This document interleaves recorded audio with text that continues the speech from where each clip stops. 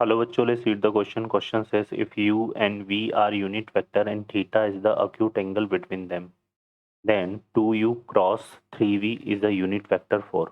Option है हमारे पास exactly 2 values of theta, more than 2 values of theta, no values of theta and exactly 1 values of theta. Solve करते हैं बच्चों question को.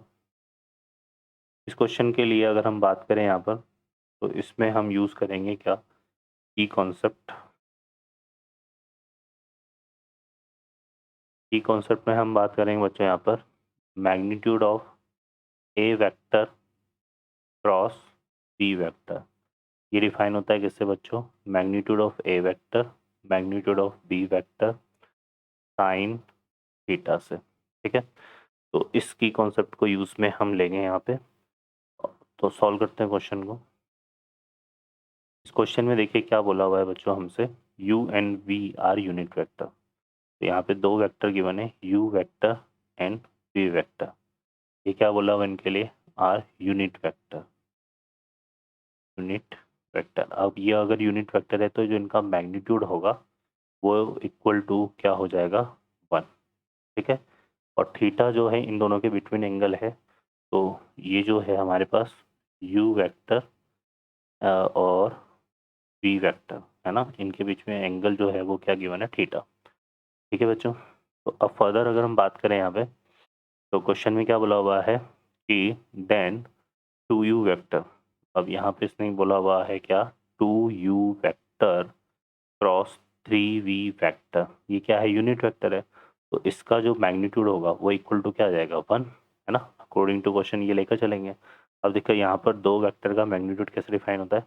ये जो क्रॉस प्रोडक्ट का मैग्नीट्यूड कैसे डिफाइन होता है? तो जाएगा मैग्नीट्यूड ऑफ 2u वेक्टर, ठीक है, and magnitude of 3v vector और साइन थीटा आ जाएगा, है ना, साइन थीटा और इक्वल टू 1. ठीक है, इसको हम क्या ले सकते हैं? 2 मैग्नीट्यूड ऑफ u वेक्टर और इनटू यहाँ पे आएगा 3 magnitude of v vector sine theta equal to क्या आ जाएगा? 1. थीटा जो है वो क्या है? एंगल जो है किसके? u और v के बीच का.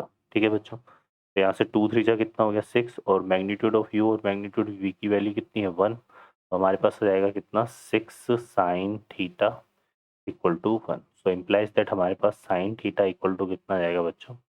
1/6. ठीक है, अब साइन थीटा इक्वल टू 1/6 है जो कि एक अक्यूट एंगल है, 0 से π/2 के बीच में आ रहा है.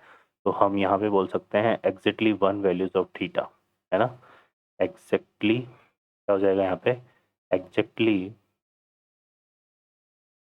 1 वैल्यू 1 वैल्यू ऑफ थीटा.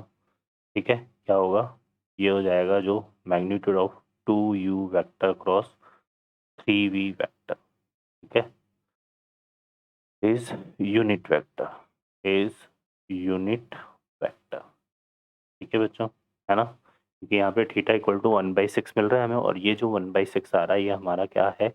एक तो पॉजिटिव नंबर है और इसको अगर हम देखेंगे तो ये 0 से π/2 के बीच में ही हमारा डिफाइन होगा.